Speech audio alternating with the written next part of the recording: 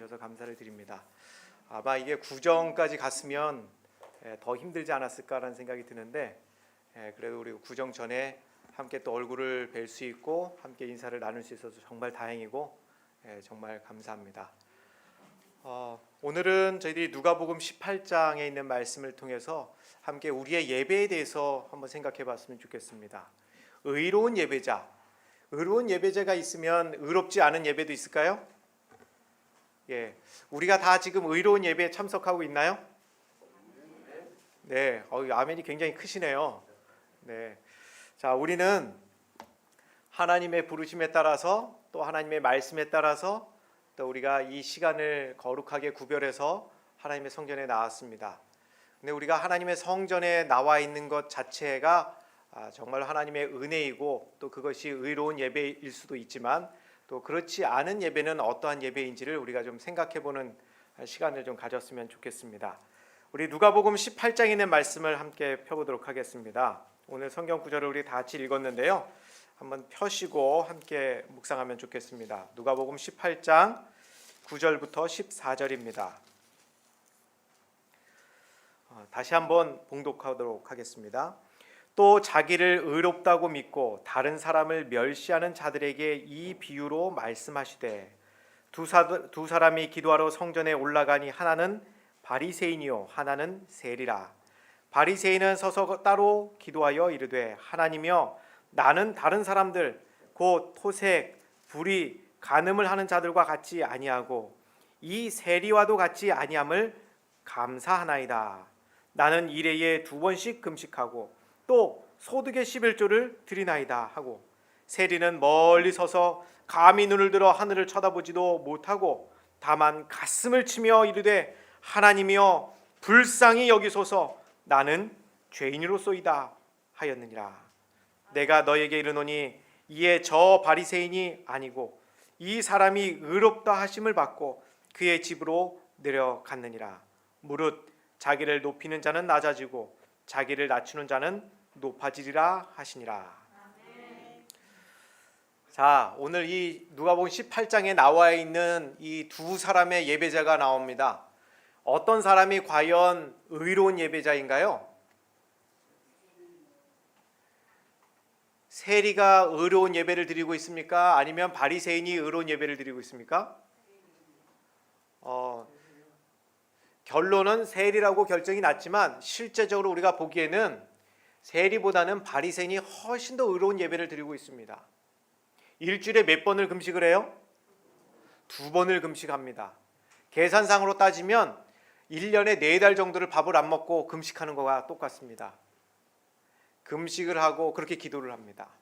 시간에 맞춰서 와서 하나님 성전에서 기도합니다. 자, 의로운 예배인가요? 정말 예배를 잘 드리고 있습니까? 오늘 아침에 금식하고 이 예배당에 오신 분 계세요? 다 불의한 예배를 지금 드리고 계시는 거예요. 성경에 의하면. 안식일만큼은 이 바리새인 같은 경우는 이 유대인의 3대 절기 그 전후로 금식을 합니다. 이 안식일에 이 금식을 해요. 우리가 이제 좀 더 살펴보면 되겠는데요. 일에 2번을 금식을 하고 소득의 11조를 드립니다. 소득의 11조. 우리가 다 11조 내시나요? 헌금을 하나님께 드립니까? 자, 그런데 이 바리새인의 11조는 어떤 11조인지 아세요? 바리새인들이 11조를 드릴 때는요, 보통의 11조는 내가 가진 소득, 내가 일을 했거든, 아니면 어떤 선물을 받았든지 아니면 월급을 받았든지 거기에서 11조를 드리는 것이 정상입니다. 맞죠? 예. 어떤 분은 그래요. 이 월급에서만 11조를 드리면 되지 뭐 선물까지 11조를 드립니까? 그런데 이 성경에 이야기하면은 소득의 11조이기 때문에 우리가 선물 받은 것까지 11조를 다 계산을 해야 돼요. 그래서 어떤 목사님은 굉장히 난처한 경험을 이야기를 하시더라고요. 선물까지 이게 11조를 드리려고 하다 보니까 받은 것은 물건인데 헌금은 어떻게 드려야 돼요? 현찰로 드려야 되는 거예요. 그러니까 막 오히려 이 명절 때 되면 굉장히 고통스럽다는 얘기를 하시는 분이 계세요. 근데 이 바리새인은 거기에다가 더해서 어떤 11조까지 드렸냐면요, 자기가 사 먹는 물건들, 혹시 이 사람들이 11조를 안 낼 수도 있는 거예요. 그러니까 내가 사는 물건들에 대해서도 11조를 또 내는 거예요.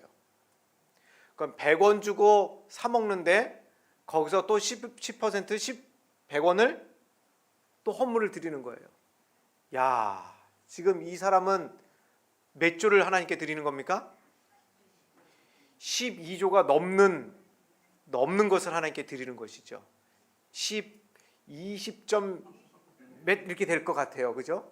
30%는 안 될 것 같고 20 몇 프로가 될 것 같습니다. 20%가 넘어요. 자, 이렇게 철저한 예배자입니다. 우리가 예배로의 초청에 우리가 다 매 안식일마다 우리가 듣고 있지만 이 예배로의 초청에도 헌물을 가지고 하나님께 나아가라. 정결한 옷을 입고 하나님 앞에 나아가라 이렇게 이야기하죠. 바리새인은 이미 성전에 올라오기 전에 모든 예배가 맞춰진 거나 같아요. 정말 완벽하게 잘 준비되어 있어요. 헌물도 11조가 아니고 12조, 13조를 드릴 만큼 철저하게 하나님께 헌물을 드렸어요. 철저하게 시간을 지켜서 하나님 앞에 나와서 기도했습니다.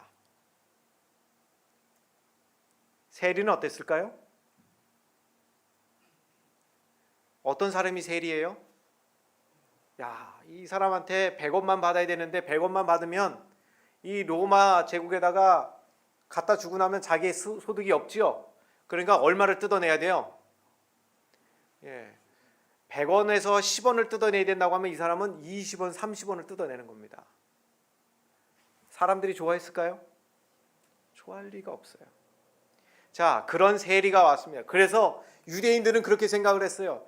다른 사람은 다 회개하고 구원받더라도 이 세리만큼은 구원받을 수 없는 사람이라고 분류를 했습니다. 그래서 창녀와 같은 사람이다라고 분류를 했어요. 그러니까 이 세리가 정말 깨끗한 사람이에요? 깨끗하지 않은 사람이에요. 평상시의 행위들이 절대로 구원받을 수 없는 행위를 하는 사람이에요. 바리새인은요, 철저하게 안식일을 지키고요, 철저하게 헌금 생활하고요, 오히려 이 율법에서 이야기하는, 성경에서 이야기하는 모세의 그 오경에서 이야기하는 그 율법보다도 훨씬 더 많은 시관과 헌물을 하나님께 드리는 철저한 유대인들이었어요. 자, 누가 구원을 받기에 가까울까요? 누가 더 구원을 받기에 가까울까요? 100이라는 것이 구원이라고 한다면 이 바리새인이 100에 가깝습니까? 아니면 세리가 이 100에 가깝습니까?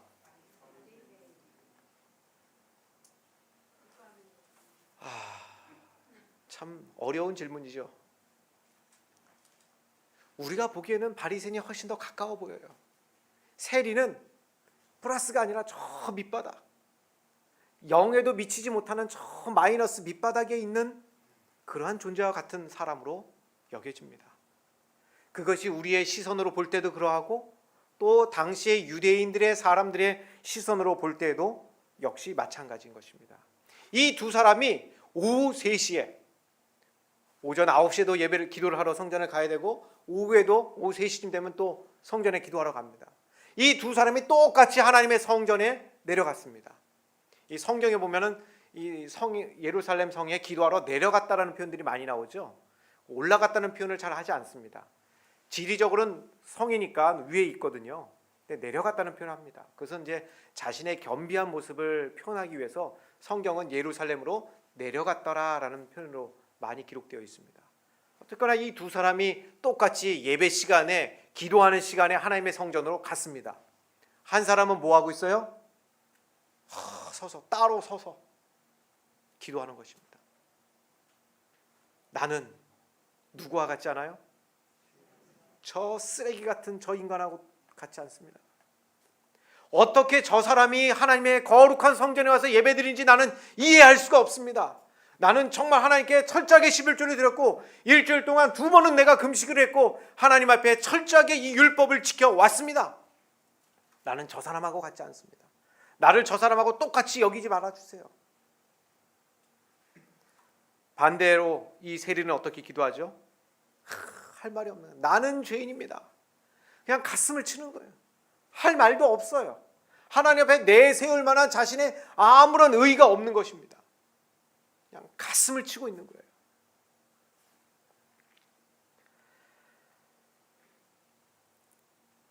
오후에 3시가 돼서 동일한 시간에 동일한 목적을 가지고 하나님의 성전에 올라갔던 그 두 사람, 똑같은 목적을 가지고 함께 기도를 했지만 두 사람의 기도는 전혀 달랐습니다.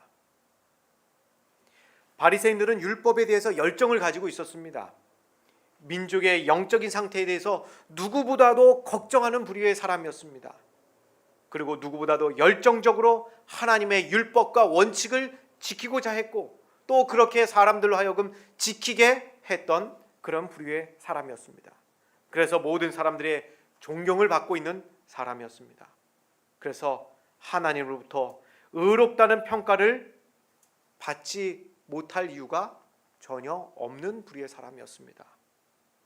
반면에 사회적인 악으로 간주되었던 이 세리, 창녀와 함께 구원받지 못할 무리로 많은 사람들의 비난과 또 많은 사람들의 무시를 받았던 사람, 심각하게는 자기의 가족들, 자기 친척들로부터 버림받았던 불의의 사람이 바로 이 세리였습니다. 유대인들에게 필요한 기도 내용이 있습니다. 유대인들은 기도할 때에 첫째, 자신의 죄를 고백을 해야 됩니다. 그리고 두 번째, 그 기도를 너그럽게 들어주심에 대해서 하나님께 감사하는 기도를 해야 합니다. 그리고 세 번째, 자신과 다른 사람들을 위해서 기도해야 합니다. 바리새인의 기도가 이러한 기도였습니까? 유대인들이 보기에도 이런 원칙적인 기도를 훨씬 뛰어넘는 자기 교만과 자기 의의가 나타나는 그런 기도를 지금 하고 있는 것입니다. 이 기도는 계속해서 이야기만, 나는 일에 2번씩, 그죠? 나는 일에 2번씩 금식했고, 나는 소득의 11조를 하나님께 드렸고, 나는 저 세리와 같지 않고. 지금 계속해서 누가 나오는 거예요? 나 자신이 나오는 것입니다. 유대인의 3대 절기, 무교절, 77절, 초막절, 이 절기 전 이틀, 후 이틀을 바리새인들은 금식을 했습니다. 일에 2번, 월요일과 목요일에는 금식을 했습니다. 평균적으로 1년에 4달을 금식을 했습니다. 정말 철저한 신앙을 하고 있습니까? 그의 11조 생활은 더 철저했고 그의 모든 소득, 내 돈으로 주고 산 모든 물건과 음식조차도 11조 생활을 했습니다. 자신이 필요로 하는 모든 물건에 대해서 11조를 냈던 것입니다. 그런데 이 사람에게 있어서 가장 문제가 됐던 것은 바로 나라는 자신입니다. 이 철학자들이 이제 에고 에임이라는 말을 하죠. 이게 이제 헬라 철학에서 나온 그런 단어인데요. 나라는 존재입니다. 나라는 것. 나라는 존재가 정말 우리 기독교뿐만 아니고 불교에서도 다른 종교에서도 나라는 존재에 대해서 항상 퀘스천을 달고 질문을 합니다. 나라는 존재는 과연 무엇인가? 내가 존재할 때 다른 사람이 존재할 수 없다는 것입니다. 내가 존재할 때 우리가 하나님을, 신을 영적으로 바라볼 수 없다는 것입니다. 이 나라는 존재는 우리 기독교뿐만 아니고 모든 종교에서도 가장 심각한, 가장 어려운 부분 가운데 한 부류로 나타내고 있습니다. 그렇다면 바리새인은 왜 이렇게 성실하게 최선을 다해서 신앙생활을 하고 있음에도 불구하고 인정받지 못하는 예배자로 분류되어야 했을까요? 무엇이 그 사람의 문제였을까요? 하나님을 알고 그의 율법을 열심히 실천하는 그가 왜 예수님께 인정받지 못하는 예배자로 등장을 했습니까? 자기 자신의 의의가 계속해서 이 기도 속에 드러나는 것입니다. 자신은 경건한 사람이고 그래서 자신은 저 부정한 사람들과 같지 않기 때문에 따로 서서 기도하는 것입니다. 나는 부정한 사람이 아닙니다. 나는 의롭기 때문에, 나는 깨끗하기 때문에, 나는 정결하기 때문에 저 부정한 세리와 함께 기도할 수 없습니다. 이 한 공간에 있는 것조차도 나는 불쾌합니다라고 생각하고 따로 서서 기도하는 것입니다. 우리 신앙생활도 똑같을 수 있다라고 생각을 합니다. 나는 그래도 다른 사람보다 성경을 많이 알고 있기 때문에, 나는 그래도 저 사람보다는 헌금을 더 많이 하고 있기 때문에, 나는 다른 사람보다 그래도 예배를 잘 드리고 있기 때문에, 나는 그래도 다른 사람보다 낫다라고 생각하는 것. 우리가 신앙의 의무를 다하고 있고, 또 헌금 생활을 잘하고 있고, 또 도르가 월조헌금, 또 올해는 멘토리스 헌금까지 내가 철저하게 하나님께 헌금하고 있기 때문에 나는 잘하고 있다라고 생각하고 있는지도 모릅니다. 개인적으로 저는 썩 괜찮은 목사인 줄 알았습니다. 저는 굉장히 열심히 하는 목사인 줄 알았어요. 나는 나만큼 이 정도 하면 괜찮겠지라고 저도 자기 만족을 했던 적이 있었습니다. 그런데 착각이었어요. 우리가 안식일 교인, 제7일 안식일 예수 재림 교인이라는 것 자체가 이 자부심이 있습니까? 자긍심이 있습니까? 왜 이렇게 대답이 하나도 없으세요? 제가 굉장히 목회를 실패적으로 하고 있는 것 같은데요. 네. 자부심이 있죠. 그러나 우리는 겸손할 필요가 있습니다. 저는 제가 이 제7일 안식일 예수 재림교회 이 진리교회 목사를 하고 있다는 것이 굉장히 자부심이 있었어요. 자긍심이 있었습니다. 그런데 굉장히 교만했던 것 같아요. 제가 이 코로나 시대에 다른 교회는 어떻게 예배를 드리고 있는지 계속 모니터링을 하다 보니까 어느 교회도 가게 되냐면 우리 재림교회 예배의 모습들만 보는 게 아니고요. 연합해서 교회 성장 세미나를 통해서 다른 교회 목사님들 강의도 듣고 이렇게 하면서 보니까 다른 교회 목사님들이 어떻게 예배 드리는지를 봤어요. 정말 이게 우리가 이 선민의식에 쌓여서 정말 우리가 진리의 말씀 교회에 있다라는 그 소속감 하나로 나 자신을 안위하면서 살았던 것이 아닌가라는 깊은 제가 회개의 통찰력을 갖게 되었습니다. 내가 진리 안에 있다. 내가 진리의 말씀을 가지고 있다. 다른 교회에 없는 내가 철저한 안식일을 지키고 있고 예언의 말씀을 가지고 있고 내가 정말 가질 것을 다 가지고 있다는 그 자부심 속에서 너무나도 교만하게 살지 않는가라는 생각을 제가 하게 되었습니다. 이 코로나 시대에 얼마나 많은 성도들이 정말 우리보다도 더 빛이 없는, 빛이 오히려 더 약한 그러한 모든 교회들이 이 코로나가 빨리 물러가도록 기도하고 또 기도하고 모여서 기도하는 것입니다. 함께 여러 사람이 모일 수가 없으니까 정말 뜨문뜨문 앉아서 방송을 통해서 함께 예배 참여하는데 그 숫자가 어마어마하더라고요. 우리 교회처럼 유튜브에 접속하는 인원이 9명, 10명이 아니에요. 우리 교회가 많아봐야 20명이 안 되거든요. 그런데 그 교회에 예배에 접속하는 인원이 몇 명인지 아십니까? 물론 큰 교회입니다. 그 교회 전체 인구의 몇 퍼센트가 들어오는지는 저는 모르겠습니다. 그런데 그 숫자가 몇천 단위로 올라가 있더라고요. 그런데 그것이 일주일에 한 번이 아닙니다. 목요일 찬양 집회, 토요일 저녁, 또 심야 기도회, 많은 기도회로 몇천 명의 사람들이 그 유튜브 방송을 보면서 또 각가지 그 방송 매체를 통해서 그 예배에 참여하는 것입니다. 얼마나 뜨겁게 찬양하고 얼마나 뜨겁게 말씀의 은혜를 받고 있는지 우리 재림마을에 올라가 있는 예배 참여 숫자는 얼만큼 되는지 제가 잘 모르겠습니다.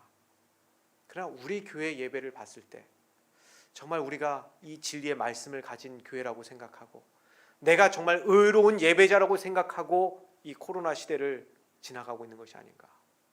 내가 그래도 교회를 가고 내가 그래도 성경에 이야기한 남은 무리 가운데 제7일 안식일 예수 재림교회 이 진리교회 남아 있는 것 자체만, 내가 내 이름이 그 농명책에 기록된 것 자체만으로 나를 안위하면서 살아가고 있지는 않았는가. 제 자신을 되돌아볼 때에 정말 하나님께 회개를 안 할 수가 없는 그런 시간을 제가 보내고 있다라는 생각을 하게 되었습니다.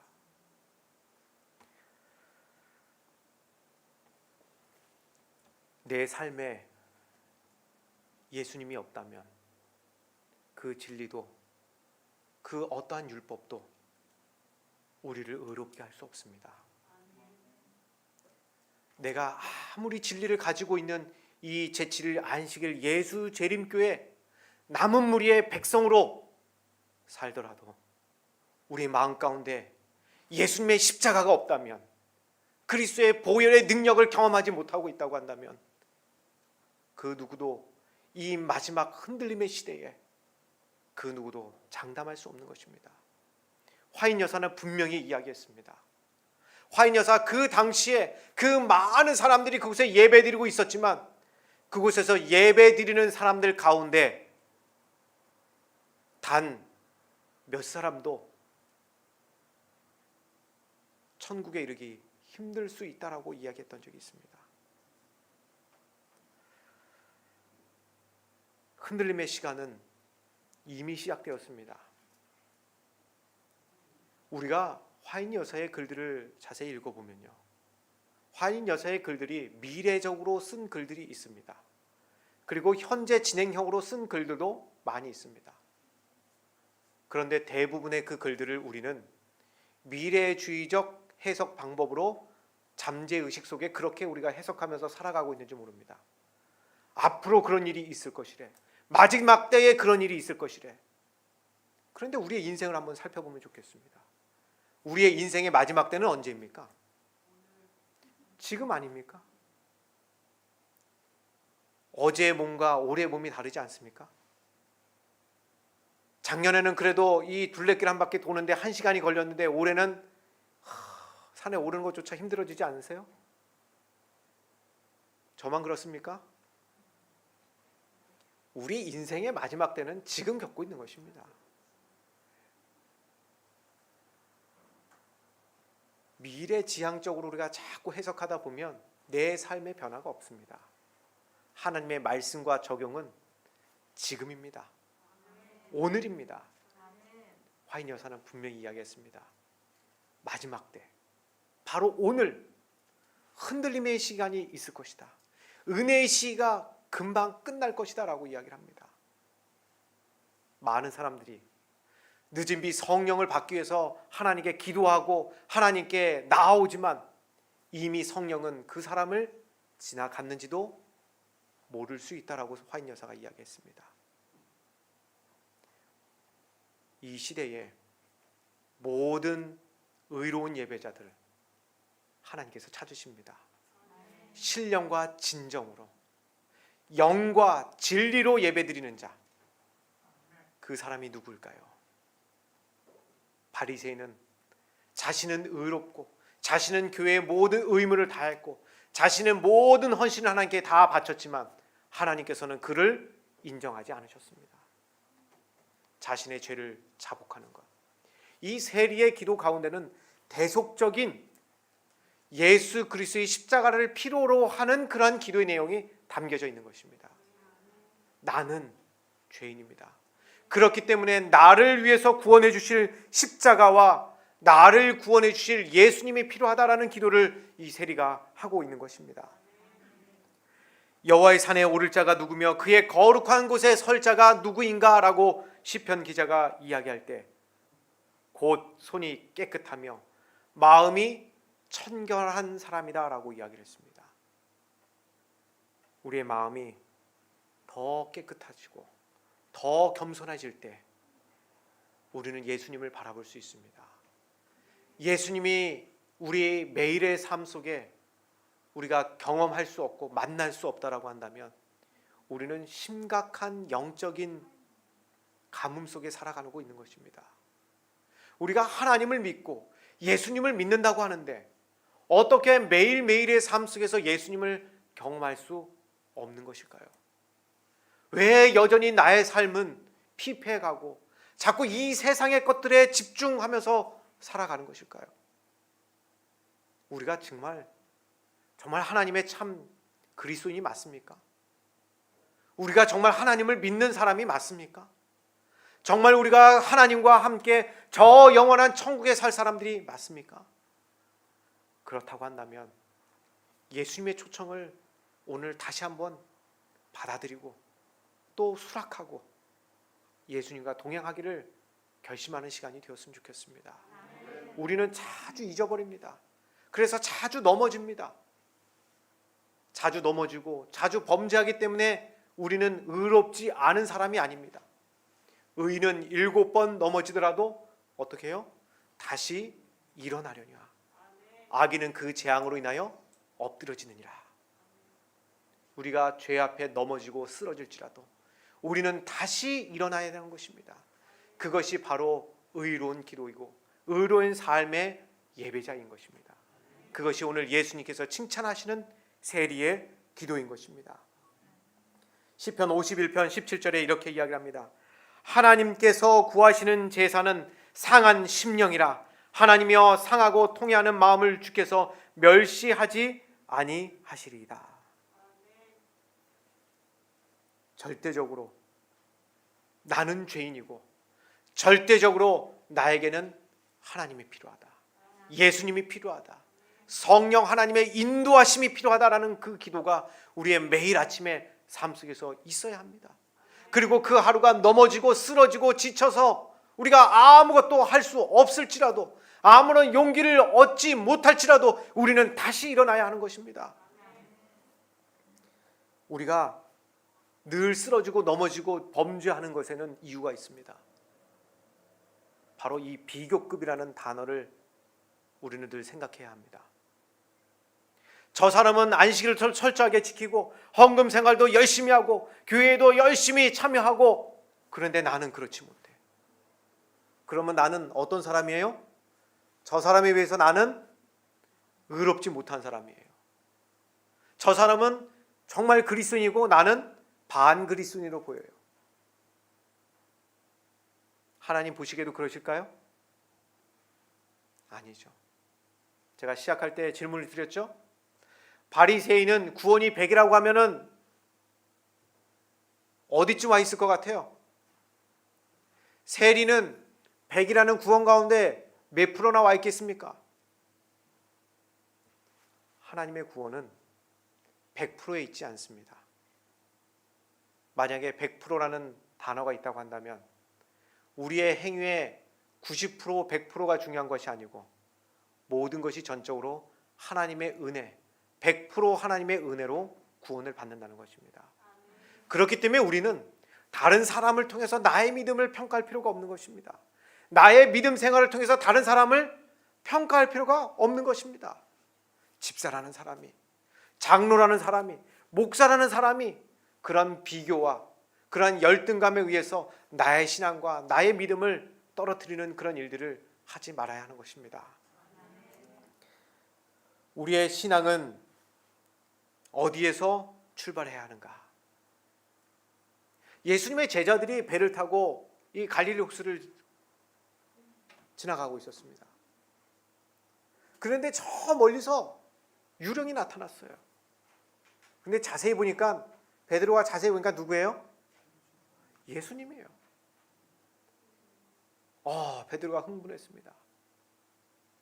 그리고 베드로가 예수님께 뭐라 그랬습니까? 주님, 나로 하여금 우리를 걷게 해주십시오. 나로 하여금 명하여 나도 이 물 위를 좀 걷게 해주십시오. 오라고 초청합니다. 베드로가 배에서 내려서 예수님을 바라보면서 갑니다. 가다가 끝까지 갔습니까?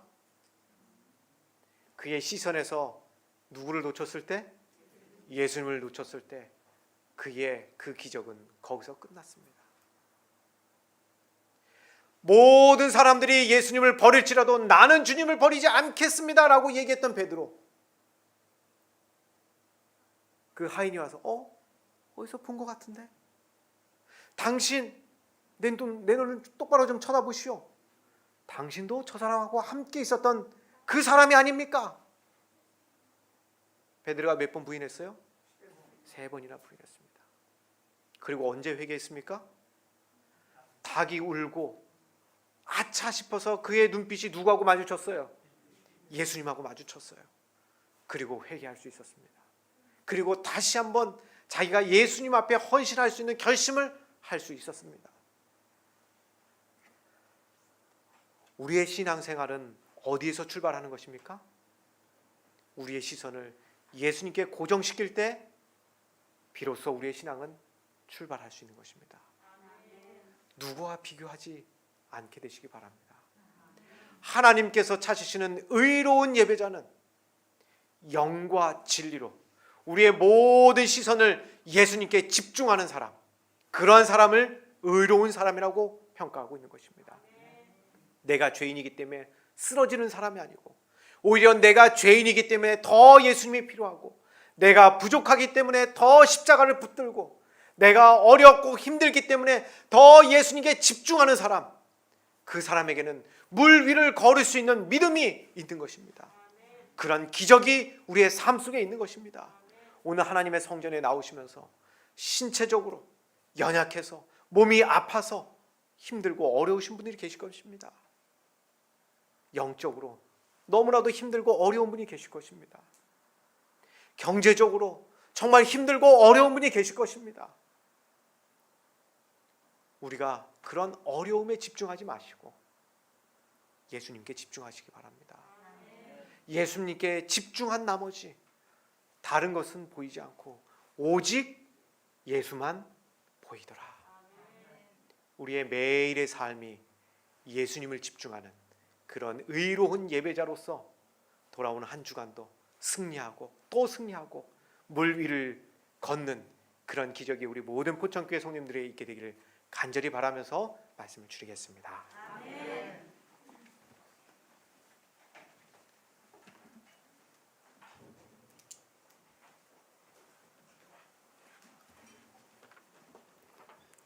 예, 주신 말씀 감사합니다. 이제는